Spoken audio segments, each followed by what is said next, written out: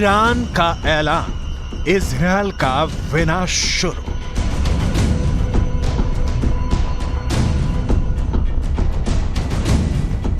Gaza में भयंकर नरसंहार का बदला अब ईरान लेगा।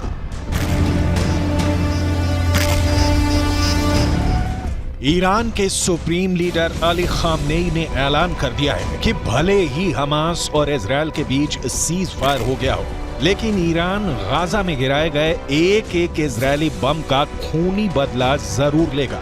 ईरान ने यहां तक धमकी दी है कि वो इजरायल और अमेरिका को किसी भी कीमत पर नहीं बख्शेगा और अब इजरायल पर भीषण हमले शुरू हो चुके हैं।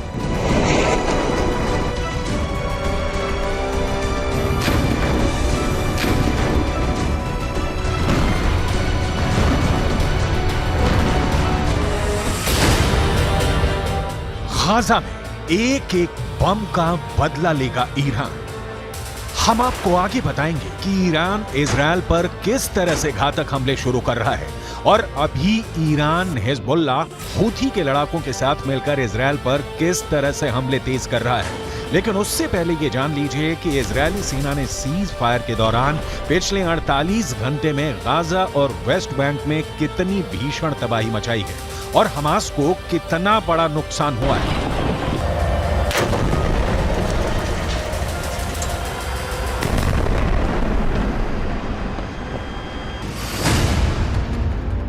इजरायल सुरक्षा बलों यानी आईडीएफ ने दावा किया है कि पिछले 24 घंटे में हमास के नौसेना बल के कमांडर को उसने मार डाला है।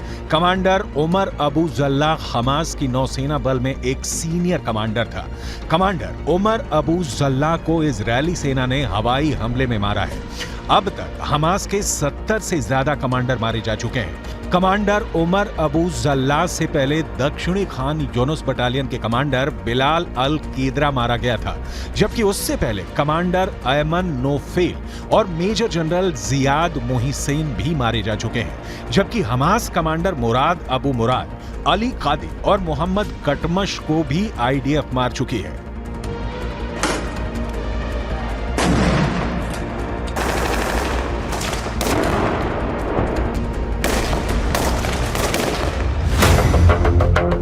इजरायल को नहीं बचा पाएगा सीज फायर। अब सवाल उठता है कि आखिर इजरायल के सामने ऐसी क्या मजबूरी हुई कि उसे हमास के साथ 4 दिन का सीज फायर करना पड़ा।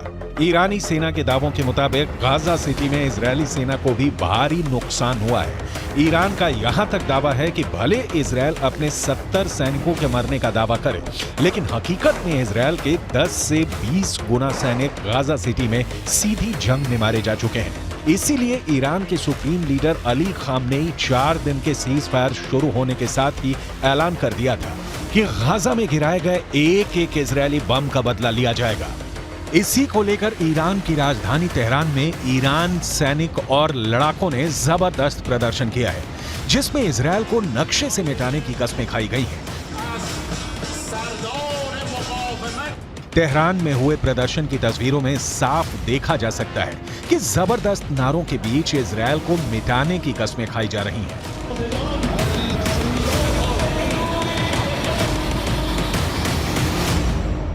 در نجات مردم فلسطین اقدام تعیین کننده‌ای را انجام دهد بر ناامیدی ملت‌ها از دولت‌ها و بی‌تابی آنها در دفاع از فلسطین افزوده می‌شود. ईरान का ऐलान, इजरायल का विनाश शुरू।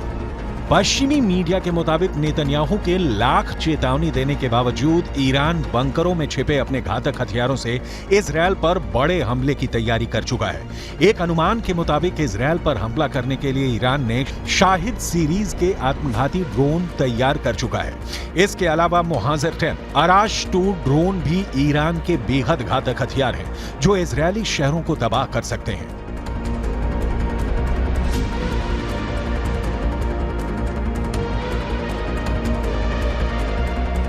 همه مردم آماده هستند برای مقابله با اسرائیل، برای اینکه فاتحه اسرائیل رو یک بار برای همیشه بخوانند. امیدواریم براش عبرتی باشه، دست از شرارت ها برداره. हमास का साथ ईरान और हिजबुल्लाह जबरदस्त तरीके से दे रहे हैं। इजरायल भी जानता है कि ईरान के 5.75 लाख सैनिकों से जंग करना जरा भी आसान नहीं है। इजरायल के पास सिर्फ 1.73 लाख सैनिक है।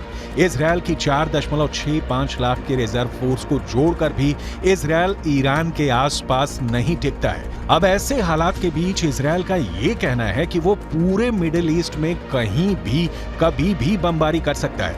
ये दावा वाकई हैरान करने वाला है। כך חנה קציר היקרה, ששבה היום הביתה, לאחר שארגוני הטרור טענו שהרגו אותה לפני מספר ימים. לכן, יש להסתמך על דיווחים של גורמים רשמיים בלבד. בעזה, בשעות הבוקר, כוחות צה"ל נערכו בקווי ההפוגה בשטח רצועת עזה. המפקדים תודרכו והכינו את הכוחות להתנהלות במהלך ההפוגה. ביטחון הלוחמים שלנו लेकिन ये भी सच है कि गाजा पट्टी को 60% तक इजरायल तबाह कर चुका है। इधर 1.5 महीने से ज्यादा की जंग में लगभग 15,000 से ज्यादा लोग गाजा में मारे जा चुके हैं। लगभग 3,000 लोग अभी भी कब्रिस्तान बन चुके उत्तरी गाजा की इमारतों में दफन हैं। लगभग 50 दिन की जंग में इजरायली वायुसेना ने 35,000 से ज्यादा बम उत्तरी गाजा, दक्षिणी गाजा और वेस्ट बैंक पर बरसाए हैं। 70 से ज्यादा हमास के कमांडर मारे जा चुके हैं। इजरायली फोर्स ने हमास के इस्लामिक जिहाद परिषद के मुख्यालय, कमांड सेंटर, सैन्य परिसर, दर्जनों launcher pad, anti tank post और वॉच टावर को मलबे में बदल दिया। इस दौरान फिलिस्तीनी इस्लामिक जिहाद आतंकवादी संगठन के सैन्य मुख्यालय को भी नष्ट कर दिया गया। इसके अलावा आईडीएफ ने हमास के कई बुनियादी ढांचे को भी बर्बाद कर दिया। इधर हमास के टॉप कमांडर इस्माइल हानिया ईरान के साथ मिलकर इजरायल से लंबे युद्ध की जबरदस्त तैयारी कर रहे हैं। जरा इन तस्वीरों को देखिए। हमास के नेता और टॉप कमांडर इस्माइल हानिया ईरान के विदेश मंत्री हुसैन अमीर अब्दुल्लाहियान के बीच एक जबरदस्त मीटिंग हो चुकी है। दावा किया जा रहा है कि कतर की राजधानी दोहा में हुई इस मीटिंग में ईरान ने हमास की लीडरशिप को साफ कर दिया है कि ईरान इजरायल के खिलाफ जंग में उतर चुका है। अब ईरान की बेतहाशा सैन्य ताकत हमास की ताकत बन गई है। यानी गाजा में इजरायल को सिर्फ हमास से नहीं बल्कि ईरान की सेना, लेबनान के हिजबुल्लाह लड़ाकों और हमास के सुरंग जिहादियों से जंग करनी पड़ेगी। אני כבר רואה את האזרחים של עזה הולכים עם דגלים לבנים לאורך החוף ונעים דרומה. וחיזבאללה גורר את לבנון למלחמה שעלולה לקרות. והוא עושה טעויות. אם הוא יעשה טעויות מהסוג הזה כאן, गाजा में एक एक बम का बदला लेगा ईरान। लेकिन वहीं दूसरी तरफ इजरायली सेना के हौसले 7वें आसमान पर पहुंच गए हैं। जरा देखिए कैसे इजरायल की एयरफोर्स के चीफ मेजर जनरल टोमेर बार ने एक टीवी चैनल पर ऐलान किया कि जरूरत पड़ने पर पूरे मिडिल ईस्ट में कहीं भी बम गिराए जा सकते हैं। इजरायली वायुसेना प्रमुख की ओर से आए इस बयान को खास तौर से ईरान और हिजबुल्लाह के लिए चेतावनी की तरह देखा जा रहा है। इजरायल की वायुसेना चीफ ने कहा है कि हम हमास पर चौतरफा हमले कर रहे हैं, उसको जमीन पर और जमीन के नीचे मार रहे हैं। हमारे जवानों ने हजारों आतंकवादियों और उनके ठिकानों पर हमला किया है। हमने हमास को खत्म करने की कसम खाई है और हम उनको चुन चुन कर खत्म करेंगे। हमास के किसी भी ठिकाने और मददगार को नहीं छोड़ा जाएगा। इजरायल की वायुसेना पूरे मध्य पूर्व में जहां भी जरूरत होगी वहां कार्रवाई के लिए पूरी तरह से तैयार है।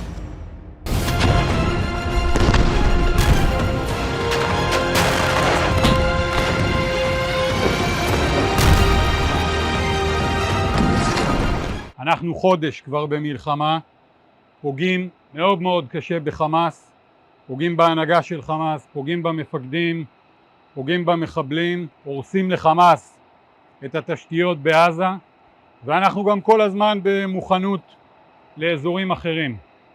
הבסיס הזה יודע להגיע. हमास की मौजूदा सैन्य क्षमता को देखें तो उसके पास ज्यादातर ईरान के दिए हथियार हैं।